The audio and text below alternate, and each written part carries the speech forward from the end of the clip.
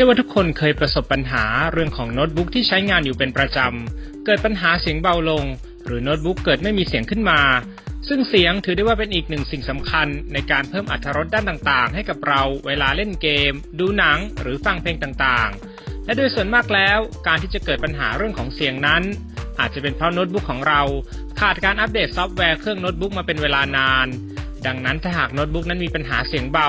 ให้ลองตรวจสอบดูว่าได้อัปเดตไดรเวอร์เป็นตัวปัจจุบันล่าสุดแล้วหรือยังถ้ายังแล้วมีขึ้นแจ้งเตือนให้อัปเดตก็กดอัปเดตให้เสร็จสิ้นโดยสามารถเข้าไปอัปเดตได้ที่ Device Manager โดยวิธีนี้ก็ถือว่าเป็นวิธีที่ง่ายที่สุดแต่ถ้าหากอัปเดตแล้วเสียงยังคงเบาไม่ดังตามที่ควรจะเป็นอยู่นั้นก็ต้องมาตรวจสอบในจุดอื่นกันต่อโดยมีวิธีดังต่อไปนี้สิ่งแรกที่เราจะทำการตรวจสอบคือวอลลุ่มของเครื่องโน้ตบุ๊ก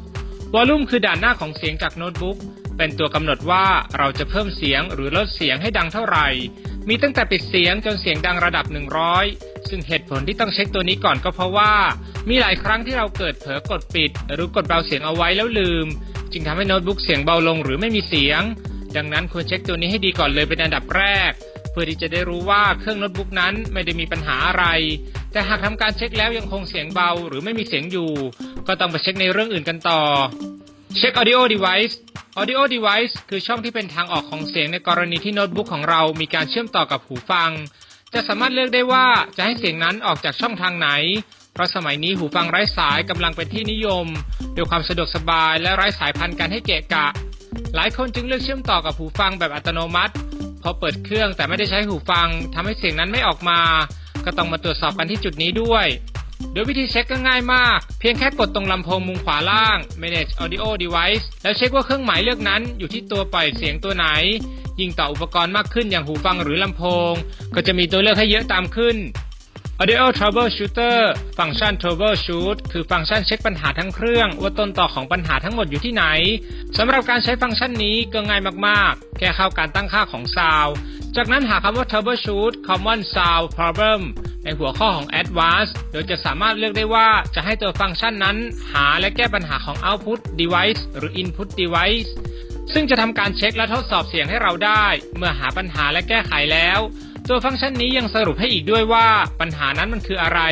เรียกได้ว่าสะดวกสบายมากๆเลยทีเดียวไม่ควรมองข้ามฟอร์แมตของลำโพงเพราะว่าในโน้ตบุ๊กสามารถตั้งค่าฟอร์แมตเสียงได้ไม่ว่าเสียงจะออกลำโพงหรือหูฟังก็สามารถปรับแต่งค่าได้อย่างอิสระเอาใจคนรักเสียงในรูปแบบต่างๆแต่ว่าการตกแต่งฟอร์แมตนั้นก็มีโอกาสเจอปัญหาที่จะทำให้ลำโพงของตัวโน้ตบุ๊กหรือหูฟังนั้นเบาลงวิธีการแก้ไขหรือปรับเปลี่ยนก็ง่ายดายเพียงแค่เข้าไปที่การตั้งค่าเลือก Sound และหา More Sound Setting พอกดเข้าไปแล้วก็สามารถเลือกช่องทางการส่งเสียงได้ไม่ว่าจะเป็นลำโพงเครื่องหรือตัวหูฟังพอเลือกแล้วให้กด Property คลิกไปที่ Advanced จะเห็น Default Format ที่เป็นกรอบให้กดเลือกรูปแบบของเสียงจัดการเปลี่ยนให้เรียบร้อยพร้อมกับกด Test ที่ด้านขวาเพื่อทดสอบว่าเสียงลำโพงโน้ตบุ๊กดังหรือยังถ้าอย่างนั้นก็ให้เลือกฟอร์แมตอื่นๆที่มีจนเสร็จสิ้นจึงกด Apply และโอเคเป็นอันเสร็จพิธีเป็นยังไงกันบ้างกับวิธีแก้ไขเบื้องต้นเมื่อโน้ตบุ๊กเสียงเบาแต่ถ้าหากทำตามวิธีที่กล่าวมาแล้วยังไม่ได้ผลเสียงยังคงเบาหรือเสียงไม่ดังอยู่นั้นก็อาจจะเกิดปัญหาที่ตัวฮาร์ดแวร์ของลำโพงไม่ว่าจะเป็นตัวลำโพงเองหรือแม้แต่ตัวสายด้านในเครื่องก็ควรที่จะทำการแบ็กอัพข้อมูลของเครื่องเอาไว้ให้เรียบร้อยพร้อมส่งโน้ตบุ๊กเข้าศูนย์เพื่อแก้ไขให้หายกลับมาเป็นปกติเช่นเดิม